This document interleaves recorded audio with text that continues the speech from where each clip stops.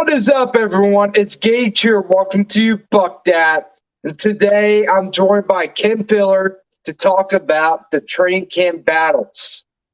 So let's get started here. The most infamous battle. Honestly, I think since like the Joe Flacco versus Lamar Jackson back in 2018 with the Ravens. Baker Mayfield versus Kyle Trask. Well, I don't know that I would be as bold as to say the Mayfield-Trask quarterback battle is going to be as good as the Jackson, Flacco battle. But it will be the first battle for quarterbacks that we've had in Tampa here in a long time. 2015, Jameis Winston came out and he was pretty much handed the starting job. Yeah. And Tom Brady came in. He was handed the starting job. So it's been a good bit since we've seen a battle for starting quarterback in training camp. I've said it before and I'll say it again. I think Baker Mayfield is going to win the job. I think he will be the starter. I think Todd Bowles, Dave Canales, and the offensive staff, they know that Baker Mayfield's going to be the starter.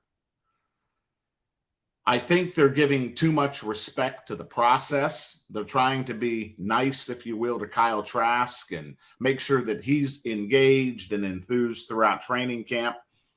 And I understand that. But here's one of the problems that I have with having a quarterback competition where you have a Baker Mayfield who has proven what he can do in the league, and you have Kyle Trask, who is virtually an unknown. He's thrown 9 passes in his NFL career.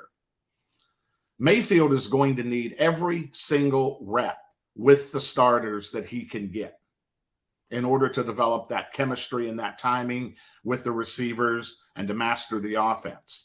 You bring in Kyle Trask, or you have Kyle Trask, you have a competition. All of a sudden, those reps are going to be cut by 50%. In theory, each quarterback's going to take 50% of the reps with the first string during training camp and during the preseason. That can't work in Baker Mayfield's favor, and it's not going to help the Bucs be ready for Minnesota on September 10th. Yeah, that's my concern as well. It's like, honestly, I would hope they would make a decision pretty quickly with starting quarterbacks so we can start prepping them for the regular season, because we can't let's delay this till the last preseason game, which is about 2 weeks before the season. I'm like, guys, we got to make a decision way earlier than that. Well, I'm hoping they make a decision by early August, honestly, because we can't wait that long to name our starting quarterback. And honestly, I'm looking at Baker Mayfield versus Kyle Trask. I mentioned this in our earlier video, but Kyle Trask has more of a resume than Baker Mayfield. He had really good college ball, but I keep in mind he's surrounded by talent, first round talent, if I say as well. There's Tony and Kyle Pitts. And I believe there's another guy in there, but he's surrounded by talent. So I wonder how much was that him being a really good college quarterback, or him being assistant quarterback with the Gators. And Kyle Trask, to me, he just doesn't. He's not a very notable player. He isn't a guy you're going to notice. Man, there's fucking Kyle Trask. He's kind of a background quarterback, so that doesn't really get me too confident about him. If I may say, he kind of reminds me of a Christian Ponder type, just a guy. He's a really smart guy, but he's unknown quality, and he just doesn't fit. This is my franchise quarterback. Now, I can't say that very confidently. Baker Mayfield, let's be everyone's oh, he just won a playoff game. This guy, you got to remember the team, Cleveland Browns. He won their first playoff game in 25 years. And this is a team that was known to ruin quarterbacks. Colt McCoy, Brandon Weeden, all these quarterbacks. They'd be drafting a quarterback every year, just about. And they were known for ruining quarterbacks. And just a horrible organization for the past couple decades. But Baker Mayfield, even in his rookie season, he started letting it up. He broke records. His second year wasn't so good because under a new head coach, Freddie Kitchens. But that following year, he got a competent head coach, had a hell of a run, made history in the Cleveland Browns organization, got an injury, and then went to a worse organization, which currently is the Carolina Panthers. and now he's with the Bucks. Yeah, the other thing too, everybody, nationally, they want to rip on Baker Mayfield and say, "Oh well, he's not going to do very well, and not a very good quarterback."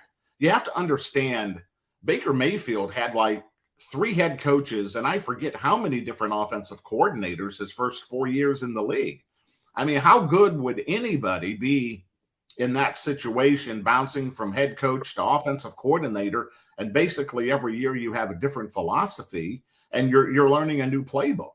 So Baker has overcome a lot of adversity in his career to get to where he is right now. Your point about Kyle Trask, maybe having that charismatic factor and being a leader. Mayfield, very charismatic quarterback. Okay, wears his emotions on his sleeves. Sometimes it's to his detriment, and sometimes for the good. But I would rather have a quarterback that's not afraid to, show his emotion and get the guys, fired up. Brady even did that. How many times did we see Brady ranting and raving on the sidelines? In his offensive linemen's faces. Throwing the tablet. Whatever. Emotion is good as long as you channel it, in the right place. And, that chip on the shoulders in that quarterback room has got to be huge, because there is nobody that's giving Baker Mayfield and that Buccaneer team a chance to do really anything this year. Last place, 5 wins, the 6-win team. And, I think that's garbage. Baker Mayfield's going to win this quarterback job. He's going to be the starting quarterback. And I think he's going to have one of the most successful seasons so far in his young career. I 100% agree. And Baker Mayfield's in the best position he could ever be in. And he's the best quarterback we could have gotten. Everyone's like, Baker did, man. Why didn't we trade for someone? Why didn't we get this person? It's like, guys, look at all our options. Baker Mayfield is our best option. He's the guy we wanted last year when Tom Brady was originally retired. So Baker Mayfield's always been a target for the Tampa Bay Buccaneers. With Todd Bowles and Bruce Arians, because even in 2019, Bruce Arians looked at Baker Mayfield, possibly trade for him before committing to Jameson Winston for one last season. Baker Mayfield, he's a special type of quarterback. He's a guy I can confidently say he could be my franchise quarterback, because you can see it. He's done it with an organization that typically ruins quarterbacks, but Baker Mayfield overcome that and did amazing things. And he's in a system that Dave Canales is going to work to Baker Mayfield's strengths. He's got a Hall of Famer, Mike Evans, a really good receiver in Chris Godwin. Now he has a rookie quarterback. Can't remember his name now, but we got a really good rookie receiver. We got Russell Gage. And we got Kadon, who really stepped up last season, did an amazing job, and Go Keefe, who I was surprised, man, he played really well. So this offense, and I also can't forget about Rachaad White, who showed live flashes, but he will have to show what he got as RB1. But this offense could be very dangerous if Baker Mayfield can play up to his potential. Yeah, absolutely, and I think he will. And you talked about the running game, and Rachaad White. White got better as the season went along last year, and that was one of the reasons that Fournette saw his playing time decrease as toward the end of the season. There's no question White was the better back. Now this year they've brought in Tremaine Edmonds, who played with Arizona and Miami to I think they have him penciled in right now as the number 2 back, but that could all change. I mean, we still have the rest of June and half of July yet, before training camp opens, and there's going to be a little bit of a roster shuffling. There is a running back out there that no one really has talked about much coming to the Bucs, and that's Ezekiel Elliott. I know the Bucs don't have a lot of money. They have to sign their draft picks. It depends on what Elliott would want to play for, and right now I think he wants too much money. But here's the thing about Zeke. He could be a good number 2 Okay. Last year, he had 12 touchdowns. 9 of those came within 5 yards of the goal line. So he's a really good back in those goal line situations. He's not nearly the pass catching threat that he was early in his career. He's lost a little bit of speed, so you have to factor, those elements in as well. But I think bringing him in and giving him an opportunity, maybe seeing what he could do, it could not hurt, because after Rachaad White and Edmonds, I mean, who do you really have in that running back room? There's a name I would mention as well. A lot of Buccaneers fans have mentioned Tucker. Can't remember his first name for some reason, but Tucker came from Syracuse, had a hell of a college career. Got injured towards the end, I believe it was spinal or back, somewhere around that area. Pretty significant injury. He won't be available to training camp, but this guy can be very special. There's a reason the Bucs are waiting until training camp. Usually you wouldn't bother someone with injury like that, but obviously he has something special for the Bucs to want to wait on.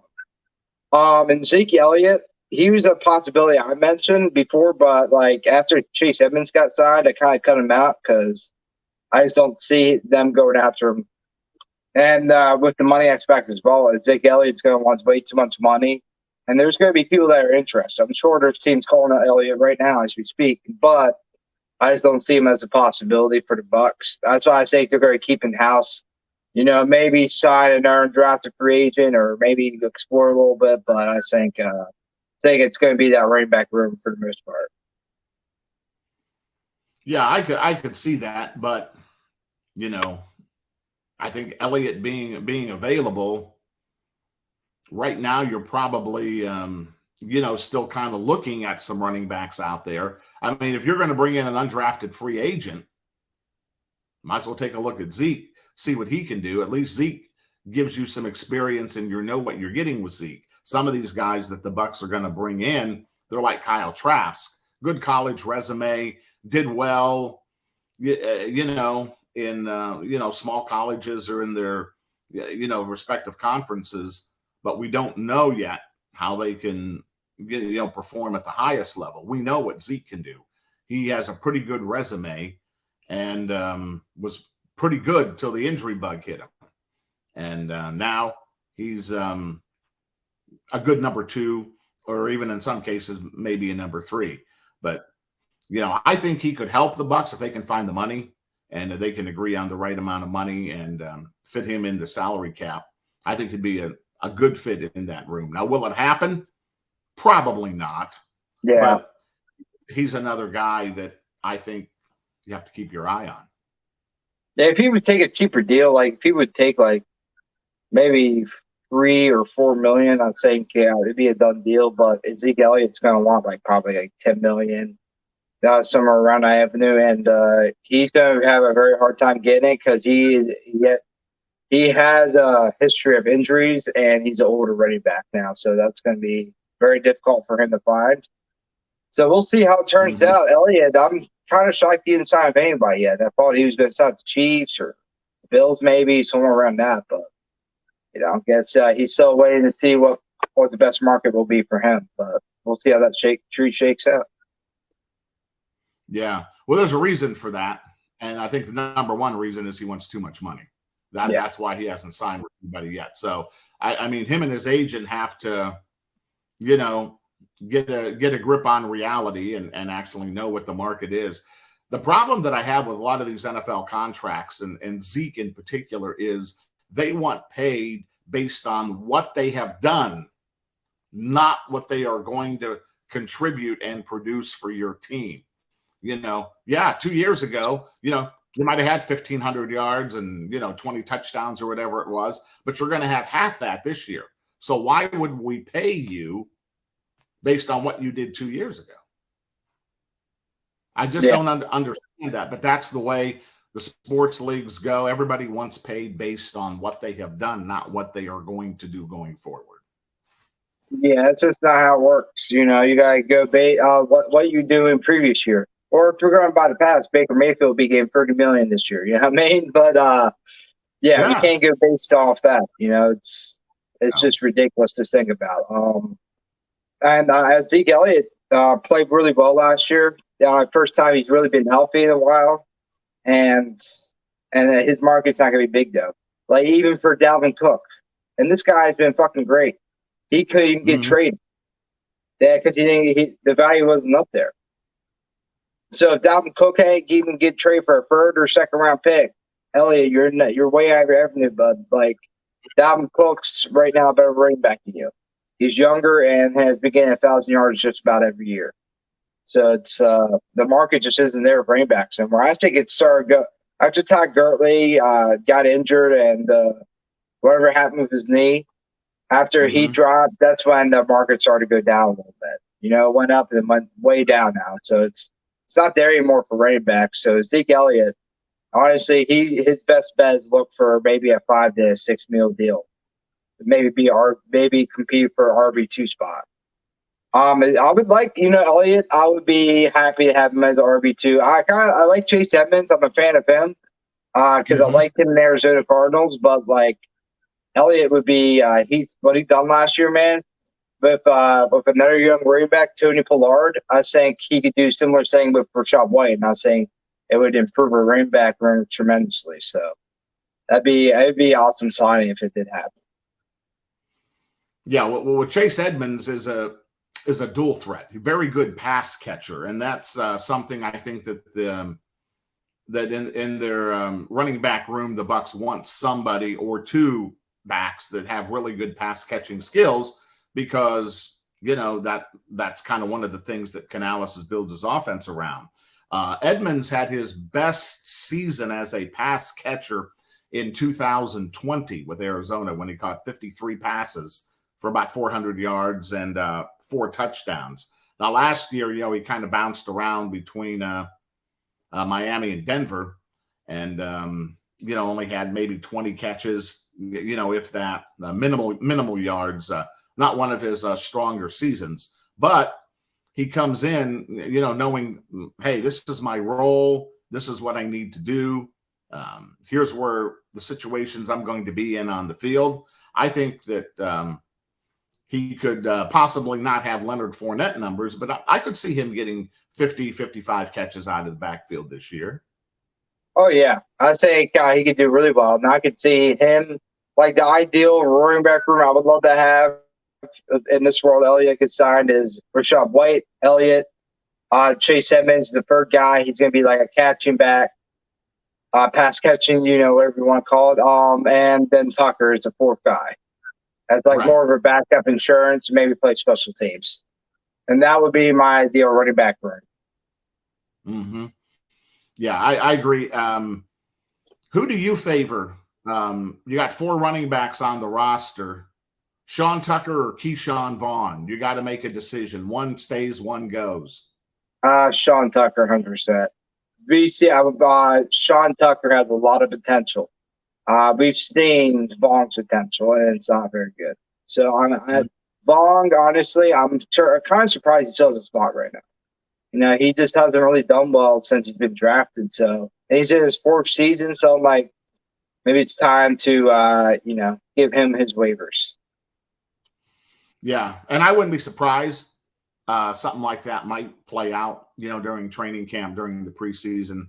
I mean, it wouldn't be a total shock, but I'm with you. I like Sean Tucker. I think his upside is huge, and even if he does not get a spot on the roster, I can see him, definitely getting a spot on the practice squad, and as it gets later into the season, him contributing in some capacity to the Buck team, whether it's in the return game or in the offensive game. Yeah, it would be. I could see, regardless, Lewis, he'll be a practice squad member. But the Bucs, if everyone's seeing what they're seeing, they probably don't even want to give him a practice squad spot because they don't want to lose him. So that's what I think as well. If it was me, I'd be give it a Vaughn. Keep Sean Tucker. He has more potential in Vaughn. We've seen what Vaughn is. I say Vaughn's in his 4th year, still hasn't done much. So I would I'll just give him the waivers and move on. Because I would wish Vaughn the best, but like it's time, Yeah. Yeah, I agree with that. I'm a Sean Tucker fan, and I'm hoping he does really well and can really get a spot on this Bucks team this season, because I think his upside is great, and he really has a lot to bring to the offense. And I'm trying to think of his name. I don't know why I'm running blank. That rookie receiver we just got. I think he was a fifth round pick. How about Trey Palmer out in Nebraska? Yes, that's him. I think I'm really excited for him to play. I think he's gonna contribute big time this season, especially with Russell Gage. His injury, Baker Mayfield just said he just got hurt again during practice. So I think we're gonna see freaking Trey Palmer step up this season. We're gonna see him step in that role. And Trey Palmer is very versatile as well. I mean, excellent return guy, and as you know, the Bucks return game has been nothing the last 2 or 3 years. Yeah. I mean, I haven't had anything in the punt or the kick return game. So Palmer will bring that element. The Bucks drafted Jalen Darden, if you remember, a few years ago. They thought he was going to be that guy that they could, build the return game on, but that fizzled out. So, I think Trey Palmer. What's that? It takes a little more in speed because Darden, he had a lot of speed, but he didn't have like the skills to really return. I think he was afraid of getting hit. And when you're a return guy, man, it's obvious. Yeah. And, Palmer had some success, at Nebraska. He actually, interesting, he was originally assigned by LSU. And he was on that roster, I believe, as a freshman with Jamar Chase and one of their other top receivers down there. And then he just couldn't get any playing time, obviously. So that's when he transferred to Nebraska. And this year had a fantastic season, set all kinds of records at Nebraska. So I'm looking for big things from Trey Palmer and excited, to see him in the preseason games and see what he can bring to the offense in the return game as well. Yeah, I think he's going to be a steal. And the ones that I love here, man, the Bucks have a really good draft class. I'm like, it's probably this is a great draft class. I love it. Like every pick, I'm like, at first I had to look into it a little bit because I didn't know much about these guys in the position. But like once I look into it, I was like, wow, holy shit, this is actually a really good selection. And all these guys, man, like Jason Light's always been really good at getting the most value out of his draft picks. So I'm really excited to see or the first round pick, Candy or yes. And freaking Cody Mott, who he's my favorite of the whole draft class. I love his personality. He's a fucking beast on the offensive line. I think he's going to be a really good offensive line for us for a long time. And I agree too. Yeah, I agree with that. Yeah, what was your favorite draft pick? It's hard for me to say what my favorite draft pick was because I think, as you said, I like everything that the Bucks did with this draft. They really focused on speed. They really focused on athleticism. Number one pick, Kalijah, one of the fastest guys in the draft at his position. They take Trey Palmer, who had, his 40 time is like 4.19 or 4.2, just, a time that you hardly ever see. And then they're undrafted free agents. Sean Tucker, one of them, that I think is going to really make a huge impact, in training camp. They drafted they picked up another kid from Tennessee. His first name slips me, but slips my mind. But his last name is Ford. He's a linebacker, and he was really good 2 seasons ago for Tennessee. And he had some problems, off the field, and maybe had an injury or so that caused teams to kind of pass on him. But he has great upside as well, just like Sean Tucker does on the defensive side of the ball. So I'm curious to see where he fits into this linebacker group and, how he can help the defense. So Diaby from Louisville, great pick, gets to the quarterback quick, a lot of speed coming off the edge.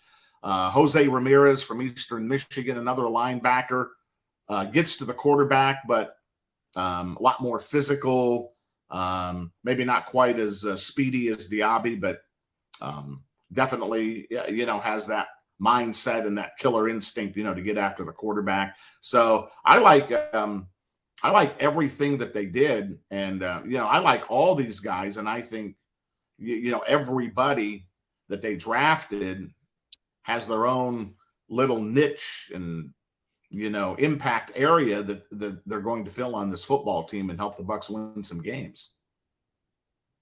Yeah. And there's one more player I really love to pick. It's that tight end we got. Payne, Donald Payne or Donovan Payne. I think he's going to be a great player for us and a great second guy to Cade Otton. We hit all positions. Our defense, which we really need a lot of help on. The offense, he had to hit all at one point. So even special teams, which I think, our Trey Plummer might play in as well. So it's overall the whole draft class. I would give it an A, maybe A+, because it's literally could be better. It's not sexy picks, but it's really needed picks. Mm-hmm. And things going to help us down the line. So I like that. It's not we're going to get a fucking running back or a quarterback, which we don't need. I was really happy. I was like, yeah, let's fucking go. That's why Jason Light is a top 5 GM, because he gets what we need, and that's why we've been successful the past couple seasons. So I think these guys are going to really step up this season. I'm excited to see how this team turns out this season. Yeah, I am too. And I don't know whether you heard the news this week, but I was kind of surprised that there was actually some good news about the Bucs on the national level, as Pro Football Focus had some nice things to say about our cornerback duo of Carlton Davis and Jamel Dean. They ranked them very high, even one of the best cornerback duos in the NFL.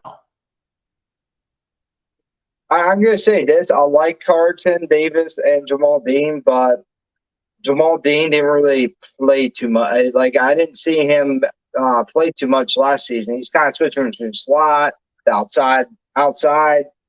There's a lot of I think he got injured as well last season, so I didn't really get to see Jamel Dean as much. And I felt like because of his injury, he didn't play up to his full potential. So, and Carlton Davis as well, he was injured.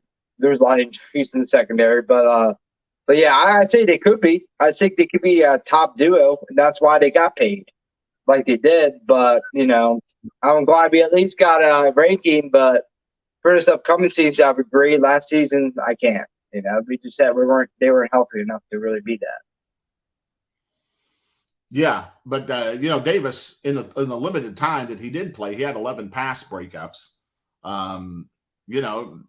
He's always had good size, good strength back there at that position, and Jamel Dean has the potential, to be a lockdown corner. Has the potential. Now, I don't think we've seen the best out of either of those guys. And as you alluded to, hopefully this season will be the season where, we see that breakthrough from the both of them. The other thing that I was thinking about is that related to the defense, because I think we would both agree that the defense was not very good last year and underperformed in a lot of areas. How much did Todd Bowles have to focus on the offense so much, take away from the defense in his preparation? I mean, the offense was a dumpster fire. Todd Bowles is a defensive coach, and Bowles is a very good defensive coordinator. And I think this year, with Dave Canales in as offensive coordinator, I think that'll allow Bowles to focus more on the defensive side of the ball and get the defense back up to the level of play that we're used to seeing the last 4 or 5 years in Tampa. Yeah, I 100% agree. And yeah, also contribute to Tom Brady's contribution to offense, which led to a lot of things as well. Tom Brady wasn't the same quarterback he had been the past 2 seasons. And it all comes to get like Todd Bowles. He had to take less time and focus more on offense. Help Brian Leftwich, almost forgot his name because I want to forget at this point. That the season was just rough, dude. Like Brian Leftwich, I'm like, you know what? Maybe you should go outside of suggestions by Madden and maybe create your own plays. That might help a little bit. The standard run 2 times and throw it, all the same shit. Just it was terrible. And Top Bowls, at that point, I'm like, man, I don't even blame you if you're getting involved in the offense because that's so bad. You know what I mean? If it wasn't for Bruce Arians being still in the front office, he would have been fired a while ago. He would have been fired way earlier in the season. And Top Bowles now can focus on the defense. I'm not going to say he's a top head coach. I think he could be an average head coach that could, as long as he lets the leaders step up the offense. Dave Canales has helped the offense. He stays focused on defense. This could be very successful. I am concerned Top Bowles as a head coach, but I'm just hoping everything works out. Top Bowles focused on defense. Everyone do their job. So I think this season will turn out a lot better than last season. And, people might take us the wrong way, but I think Baker Mayfield will be better than the 2022 Tom Brady. Well, we started off the podcast today talking about Baker Mayfield, Kyle Trask, and maybe this will be a good way to kind of wrap things up and come full circle. Okay. The Bucs performed not very well last season. We all know that. They underperformed. Okay.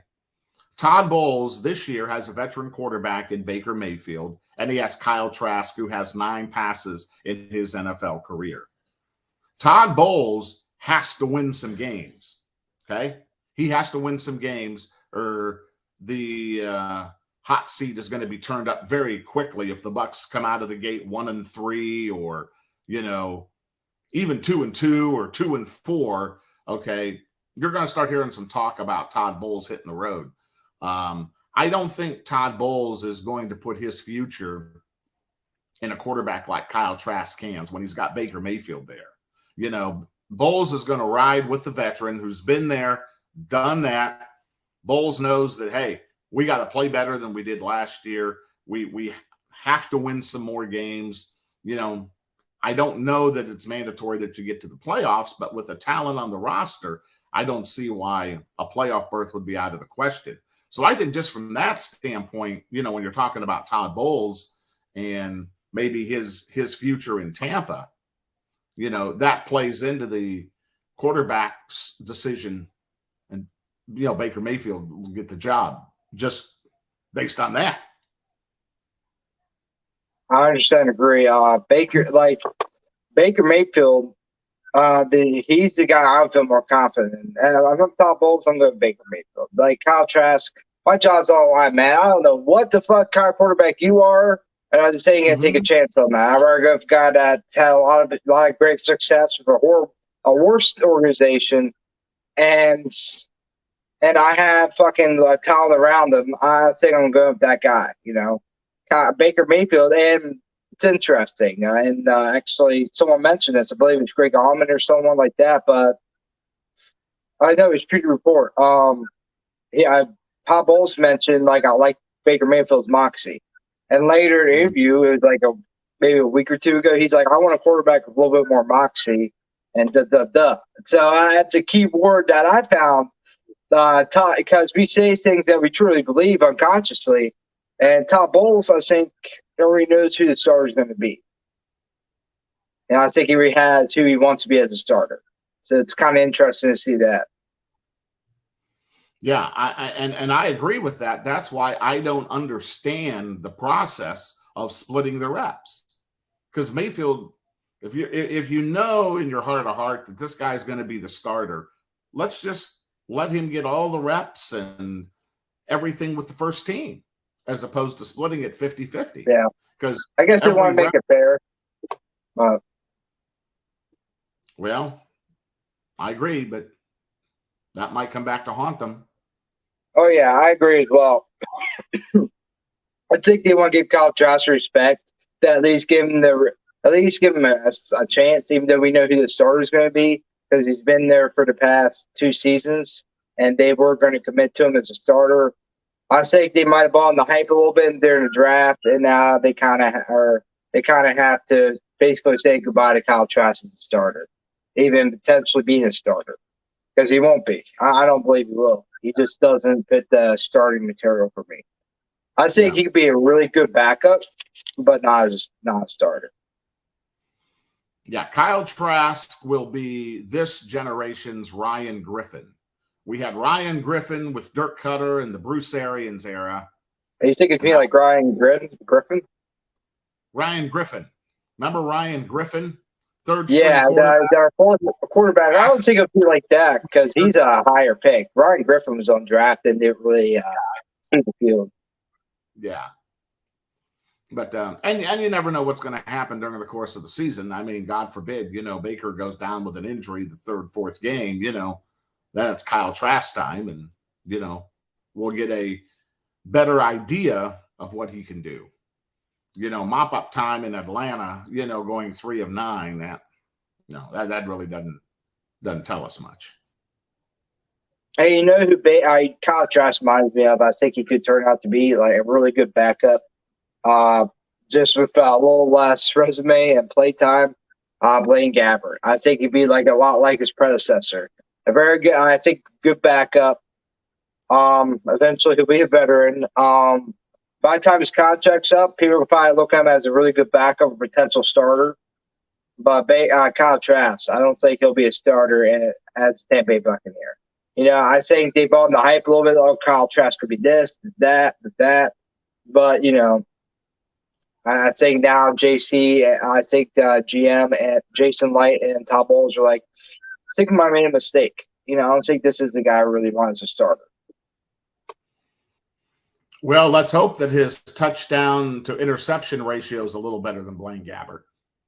Because if you have that TD interception ratio, you're not going to be a starter. You'll be a second and third string your whole career. Yeah. Yeah, I'm not sure if he'll ever be a starter, but I think he'll be a really good backup.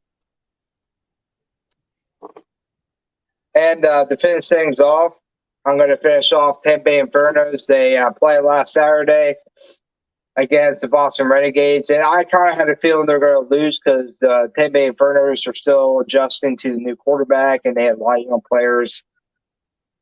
It was a really rough game. Like, it was probably one of the worst they've had. It was a meltdown. 69-0. Tampa Bay Infernos loses. They even score a point. I feel bad for players, honestly, because they worked their asses off. They even had to spend money to get to Boston. And like, they have a lot of heart and passion for this game. So it was I felt for them. I was like, holy shit. Like, that's tough. And I can imagine going to like your final game after a loss like that. Like, it's going to really show how Arlo Henderson, the head coach, is going to turn the team around and kind of going forward, because they're going to have to make a lot of changes. The kicking game is going to need changing. Quarterback position, I like Pistol, but that quarterback room's going to have to get reviewed a little bit, see who's the best position. There might be other positions that are going to be switched. So there's going to be a lot of changes after the season because there needs to be, and hopefully hopefully they finish strong. They go to Miami Heat this Saturday at 6 o'clock, so we're going to see how they do there, and hopefully they can finish strong. So go to Tampa Bay Inferno. Hopefully finish 500? They got a chance at 500? No. But they can at least finish strong. They're going to win, finish with a win. And the season on a high note. Yeah, absolutely. Yeah, because they're 1-4 right now, so all they ever could be is 2. I was thinking they had 2 wins. Maybe wishful thinking on my part.